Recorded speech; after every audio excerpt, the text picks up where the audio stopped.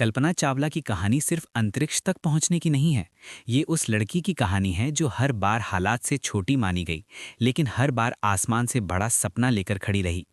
17 मार्च 1962 को हरियाणा के करनाल शहर में जन्मी कल्पना एक साधारण परिवार से थी। उनके पिता चाहते थे कि बेटी पढ़ लिख कर सुरक्षित जिंदगी जिए, लेकिन कल्पना का मन बचपन से ही आसमान में उड़ते जहाज़ों को देखकर कहीं और चला जाता था। जब दूसरे बच्चे खेलते थे, तब वो कागज के हवाई जहाज बनाती थी। लोग कहते थे कि लड़कियां पायलट नहीं बनती, लेकिन कल्पना ने पहली बार वहीं तय कर लिया था कि उन्हें वही करना है जो लोग नामुमकिन कहते हैं। स्कूल के बाद उन्होंने एरोनॉटिकल इंजीनियरिंग चुनी।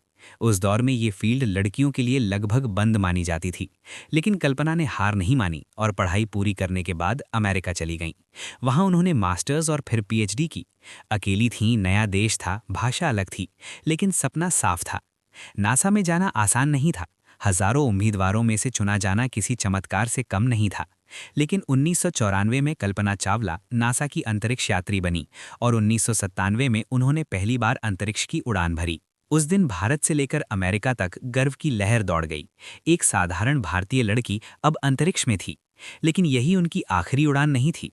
16 जनवरी 2003 को space shuttle Columbia mission STS-107 के लिए रवाना हुआ। इस मिशन में 7 अंतरिक्ष यात्री थे और कल्पना चावला उनमें से एक थीं। ये मिशन वैज्ञानिक प्रयोगों के लिए था और शुरुआत में सब कुछ सामान्य लग रहा था, लेकिन उड़ान के पहले ही मिनटों में एक छोटी सी घटना घटी जिसने आगे चलकर इतिहास बदल दिया।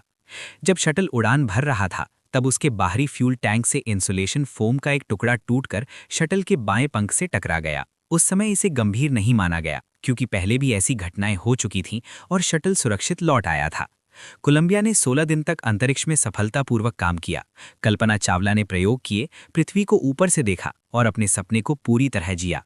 लेकिन 1 फरवरी 2003 को जब शटल पृथ्वी के वातावरण में वापस प्रवेश कर रहा था, तभी असली खतरा सामने आया।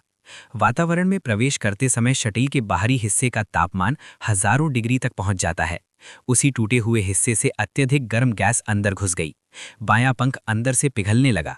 कुछ ही मिनटों में शटल का संतुलन बिगड़ गया और टेक्सास के आसमान में कोलंबिया हवा में ही टूट गया। जमीन पर लोगों ने आसमान से गिरते आग के टुकड़े देखे। नासा का संपर्क टूट गया और कुछ ही देर में ये साफ हो गया कि कल्पना चावला सहित सभी 7 अंतरिक्ष यात्री शहीद हो चुके हैं। ये कोई साजिश नहीं थी, ये तकनीकी लापरवाही और जोखिम को कम आंकने का नतीजा था। नासा की रिपोर्ट के अनुसार अंतरिक्ष यात्रियों को दर्द महसूस करने का समय तक नहीं मिला। सब कुछ सेकंडों में खत्म हो गया। पूरी दुनिया शोक में डूब गई। भारत में हर घर में ये खबर किसी अपने के जाने जैसी लगी। लेकिन कल्पना चावला की कहानी यहीं खत्म नहीं होती। उनकी मौत ने नासा को अपनी नीतियां बदलने पर मजबूर किया। सुरक्षा नियम सख्त हुए और अंतरिक्ष मिशनों को देखने का नजरिया बदला। आज भी जब कोई लड़की विज्ञान या अंतरिक्ष की बात करती है, तो सबसे पहले कल्पना चावला का नाम लिया जाता है, क्योंकि उन्होंने साबित कर दिया कि सपनों की कोई सीमा नहीं होती, ना देश की, ना हालात की और ना ही आसमान की। कल्पना चावला भले ही उस दिन लौटकर धरती पर नहीं आई, लेकिन वो हमेशा के लिए सितारों में अमर हो गईं।